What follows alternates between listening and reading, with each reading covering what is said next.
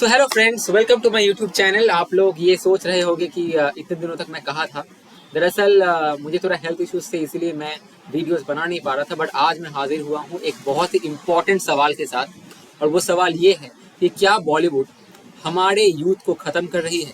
क्या बॉलीवुड की फिल्में हमारी जो युवा पीढ़ी है उसको ख़त्म कर चुकी हैं या फिर कर रही हैं? बॉलीवुड का किस तरीके से एक नेगेटिव इम्पैक्ट हमारे सोसाइटी में पड़ रहा है, आज इस सवाल के बारे में हम लोग इसका विश्लेषण करेंगे। वैसे इस सवाल के बारे में जानने के लिए पहले मैं आपको एक एग्जाम्पल देता हूँ। 1960s में एक अमेरिका में एक टीवी सीरीज आई थी जिसका नाम था स्टार ट्रेक। वो टीवी सीरीज एक साइंस फिक्शन सीरीज थी जहाँ पे वो लोग एक ऐसे मशीन के बारे में दिखा रहे थे जो मशीन ब्रह्मांड के एक छोर से दूसरे छोर तक कुछ ही मिनटों में पहुंच सकती है। ये टीवी सीरीज इतनी पॉपुलर हुई कि उस टाइम पे एक लड़का था जिसका नाम था मिचेल एल्क्यूब्री। उन्होंने इस टीवी सीरीज को देखा और वो इंस्पायर्ड हुए और इसीलिए उन्होंने फिजिक्स लेकर पढ़ाई करनी शुरू की। और उन्होंने इन फ्यूचर ये शो किया कि हाँ, स्टार ट्रेक में जैसी मशीन दिखाई गई है वो मशीन फिजिकली पॉसिबल है। जी हाँ। और एट द एंड मिचेल एल्क्यूब्री एक फिजिसिस्ट बन गए और उन्होंने जो ड्राइव जो मशीन का नाम उन्होंने दिया उसका नाम पड़ गया एल्क्यूब्री ड्राइव या फिर वार्प ड्राइव आप कह सकते हैं। तो यहाँ पे एक इम्पैक्ट आपने देखा जहाँ पे एक टीवी सीरीज ने एक बच्चे के दिमाग में ऐसा इम्पैक्ट डाला कि वो बच्चा एक फिजिसिस्ट बन गया। इतना ही नहीं, डॉक्टर रोनाल्ड मैलेट, ये बहुत बड़ा नाम है फिजिक्स की दुनिया में, जिन्होंने टाइम ट्रेवल को लेके सीरियसली कुछ रिसर्चेस की हैं। पर क्या आपको पता है इनका इंस्पिरेशन क्या था? इनका इंस्पिरेशन भी अमेरिकन मूवी सीरीज और टीवी सीरीज थी। तो आप देख सकते हैं कि यहाँ पर टीवी सीरीज या फिर मूवीज का कैसा एक पॉजिटिव इम्पैक्ट पड़ रहा है। सिर्फ इतना ही नहीं, हाल ही में कुछ सालों पहले एक फिल्म आई थी इंटरस्टेलर। आप सबने इसे देखी होगी।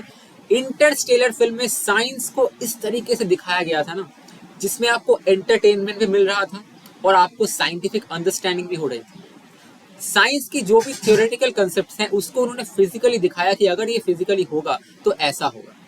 और विश्वास करें दोस्तों कि इंटरस्टेलर देखने के बाद ऑक्सफोर्ड यूनिवर्सिटी में फिजिक्स को लेके एडमिशंस ज्यादा बढ़ गई। इसका मतलब इंटरस्टेलर देखने के बाद जो बच्चे फिजिक्स लेके पढ़ना नहीं भी चाह रहे थे उन्होंने भी फिजिक्स लेके अपनी पढ़ाई शुरू की और शायद आज वो किसी अच्छी जगह में होंगे। यहाँ तक कि मैं भी इंटरस्टेलर से बहुत ज्यादा इंस्पायर्ड हुआ था। सो आप ये देख सकते हैं कि एक तरफ हॉलीवुड है जहाँ पे कुछ ऐसी फिल्में बनती हैं जो कि यंग माइंड्स को इंस्पायर करे कुछ बनने के लिए, जैसे कि मार्शियन फिल्म हो गया, फिर ग्रेविटी हो गई और कई सारी फिल्में, साइंस फिक्शन की कई सारी जॉनर्स हैं। बट ऐसा मैं नहीं कह रहा हॉलीवुड में सारी फिल्में अच्छी बनती हैं, बुरी फिल्में भी बनती हैं जो कि नेगेटिवली बच्चों को इम्पैक्ट करती हैं। पर साथ साथ ऐसी भी फिल्में बनती हैं जो कि बच्चों को पॉजिटिवली इम्पैक्ट भी करती हैं। इतना ही नहीं, ये सुपर हीरो जो फिल्म्स आती हैं इसमें जो साइंस का एलिमेंट्स होता है इससे भी बच्चे इंस्पायर्ड होते हैं। तो ये एक अच्छा और पॉजिटिव रिजल्ट। बट ऐसी भी कुछ फिल्में आई हैं जैसे अमेरिकन पाई हो गया, फिर कुछ और हो गया, जिसने यंग माइंड्स को बुरी तरीके से इंस्पायर किया, जिसमें वो ड्रग एडिक्ट हो गए, सेक्स एडिक्ट हो गए। तो डेफिनेटली ये गलत है। बट फिर भी मैं वो नहीं कह रहा, मैं ये कह रहा हूँ कि इस इंडस्ट्री में ऐसी फिल्में भी बनती हैं जो बच्चों को दिमाग में एक पॉजिटिव इम्पैक्ट डाले और ऐसी फिल्में भी बनती हैं जो बच्चों के दिमाग में नेगेटिव इम्पैक्ट डालती हैं। बट हमारी जो इंडस्ट्री है बॉलीवुड, इसमें सिर्फ वही फिल्में बनती हैं जो बच्चों को सिर्फ और सिर्फ नेगेटिव इम्पैक्ट डालने में मदद करती है। आज तक बॉलीवुड ने ऐसी शायद एक भी फिल्म नहीं बनाई होगी जिसे देख के कोई लड़का इंस्पायर्ड हो कुछ बनने के लिए। तो आप लोग ये कहेंगे बॉलीवुड तो फिल्में तो मनोरंजन के लिए होती हैं, यहाँ पे क्या काम इन सब चीज़ों का। वैसे मैं आपको एक बात बता दूं कि अकॉर्डिंग टू साइंटिफिक रिसर्च जो फिल्में होती है ना वो हमारे कल्चर को इम्पैक्ट करती हैं। फिल्मों के माध्यम से आप किसी के दिमाग में अपनी विचारधारा डाल सकते हैं।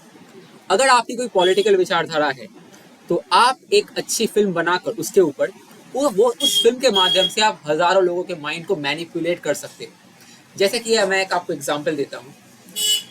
साल था 1990, 1990s का वो दौर जिसे कहते हैं एक रोमांटिक दौर, जहाँ पे कई अच्छी अच्छी फिल्में बनी हैं, कई रोमांटिक एक्टर्स बॉलीवुड में आए थे जिन्होंने अच्छी अच्छी रोमांटिक फिल्में हमें दी हैं जो कि लोगों को बहुत अच्छी लगी थी। पर क्या आपको पता है कि उस टाइम पे जो फिल्में बनती थी वहाँ पे इस तरीके से एक लड़के को वीक दिखाया जाता था प्यार में। एक लड़का उस दौर में जो भी फिल्में आती थी एक ही थीम थी एक लड़का है जो गरीब है, एक लड़की है जो आई थिंक अमीर है, और लड़का लड़की के प्यार में पड़ता है और लड़की लड़के को रिजेक्ट करती है। तो लड़का अपने प्यार की लॉयल्टी दिखाने के लिए जान देने की कोशिश करता है, कुछ ऐसे एक्टिविटीज़ करता है जो कि खुद ही को वो हार्म करे। तो ये सब चीज़ें फिल्मों में बहुत अच्छी लगती थी। बट आपको क्या पता है कि इन सब चीज़ों को देखने के बाद जो उस टाइम के रियल यूथ्स थे, आई मीन उस टाइम के जो जनरल पब्लिक थी, उनके दिमाग में ऐसा असर पड़ा कि वो जब भी किसी लड़की को प्रपोज करने जाते थे और वो प्रपोज में रिजेक्ट होते थे तो अपने प्यार को दिखाने के लिए वो अपनी जान दे देते थे। आई मीन ये जो कंसेप्ट है ना कि मैं प्यार में जान दे देता हूँ, समथिंग लाइक दैट, ये सब कंसेप्ट उसी 90s के दौर से आना शुरू हुआ।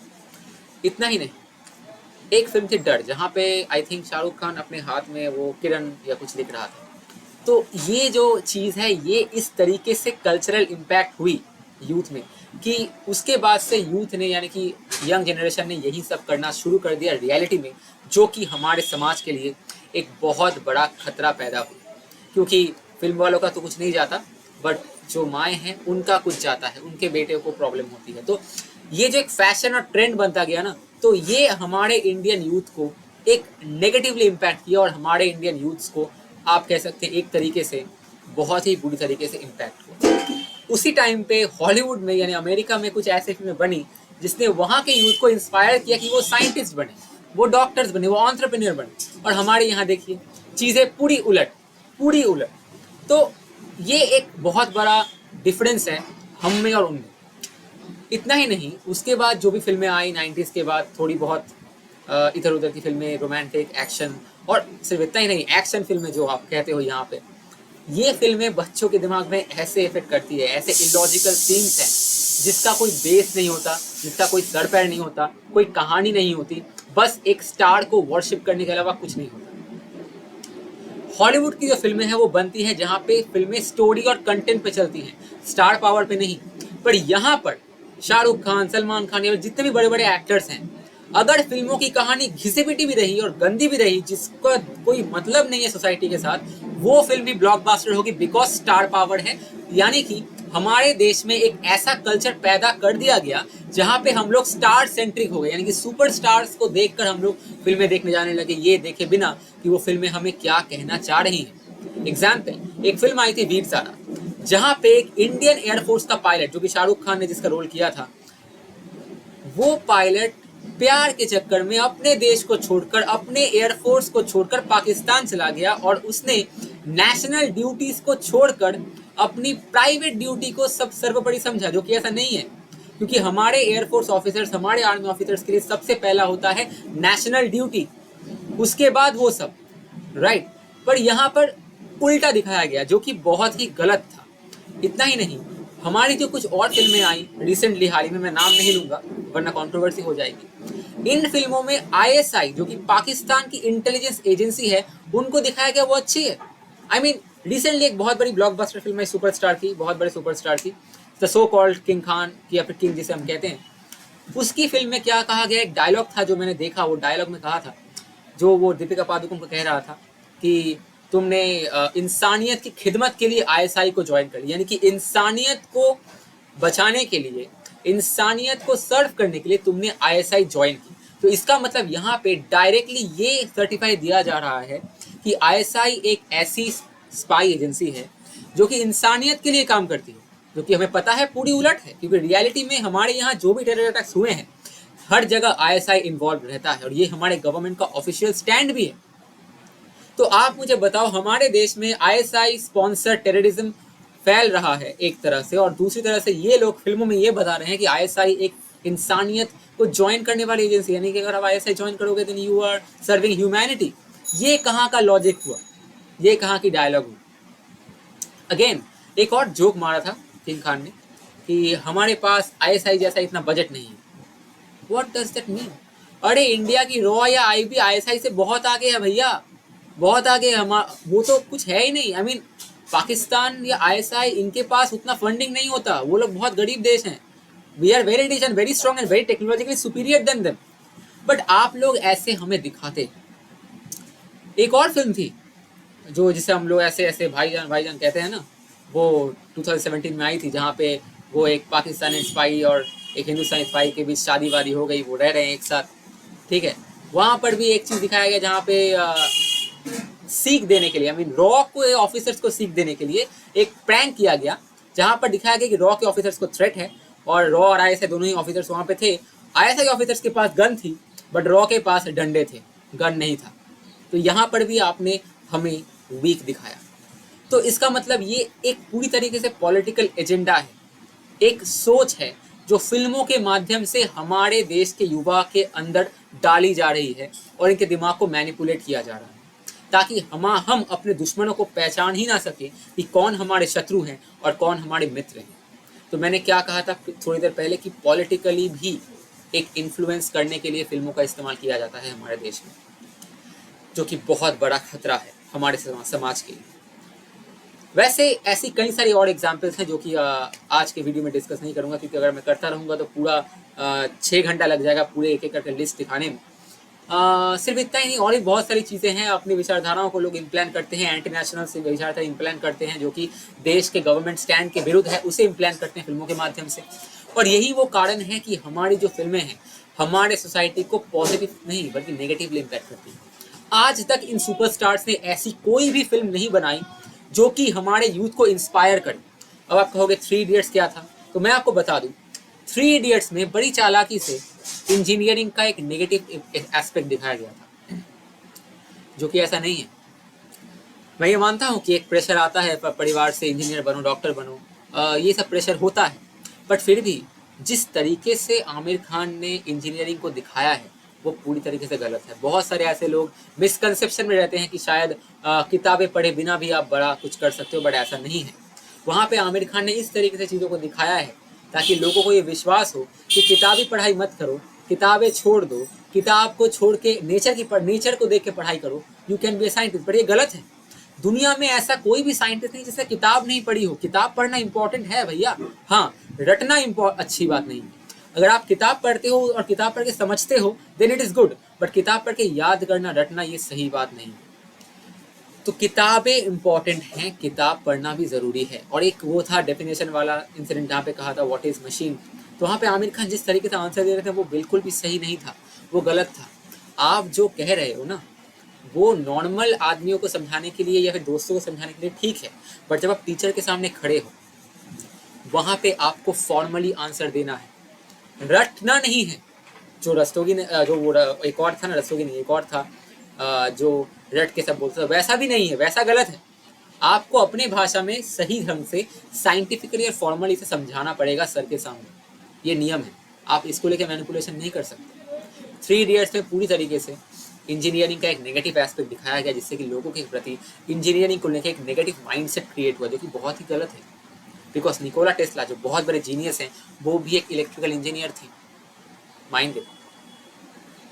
तो वहाँ पर कोई मैसेज वैसे था नहीं, बस आपके दिमाग में ये भर दिया गया कि ये गलत है, वो गलत है। इंजीनियरिंग में का एक नेगेटिव एस्पेक्ट डाला गया है, प्रोफेसर्स के बारे में एक नेगेटिव इम्पैक्ट दिया गया है, वो नेगेटिवली वो विलन है।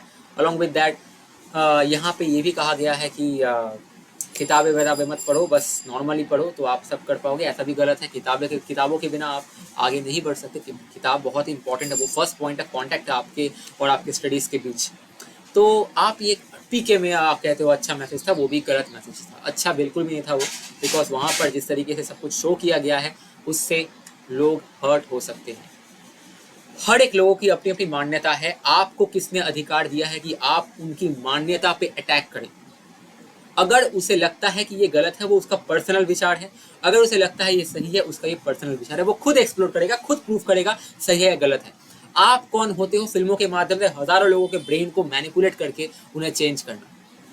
तो मैं ये कहता हूँ कि हमारी जो हिंदी फिल्म इंडस्ट्री है और बाकी जो भी इंडियन फिल्म इंडस्ट्री है, यहाँ पर मैक्सिमम वही फिल्में बनती हैं जो आपको पॉलिटिकली मैनिपुलेट करें या फिर अपनी पॉलिटिकल विचारधाराओं को आपके दिमाग में डाले, या फिर कुछ ऐसी फिल्में बनाएं जो कि शायद हमारे देश के संस्थानों को वीक करें, जो कि बहुत बड़ा खतरा है, जो कि ऐसा अमेरिका में नहीं होता।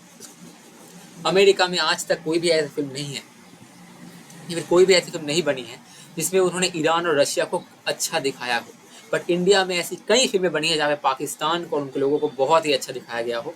बट अगर आपको लगता है कि पाकिस्तान के लोग अच्छे होते हैं तो आप एक बार पाकिस्तान कि फिल्मों को देख लीजिए, वहाँ पे किस तरीके से बातें चलती हैं, किस तरीके से वहाँ पे इंडिया के हिंदुओं के अगेंस्ट फिल्में बनाई जाती हैं, ठीक है। तो आपको पता चलेगा कि हाँ, क्या पाकिस्तान वाकई में अच्छा है, बिकॉज उनके दिमाग में रेडिकलाइजेशन भरा हुआ है। वो पकड़ चुके हैं ये बात कि जो काफिर हैं, जो हिंदू है, वो हमारे दुश्मन है, उनका मर जाना ही इस दुनिया में सही है और यही उनकी ड्यूटी है, वो हमारे दोस्त नहीं बन सकते। और बॉलीवुड में एक अलग ही उनका इमेज दिखाया जाता है, जो कि बहुत ही गलत है और मैं इससे बहुत ही खफा हूँ।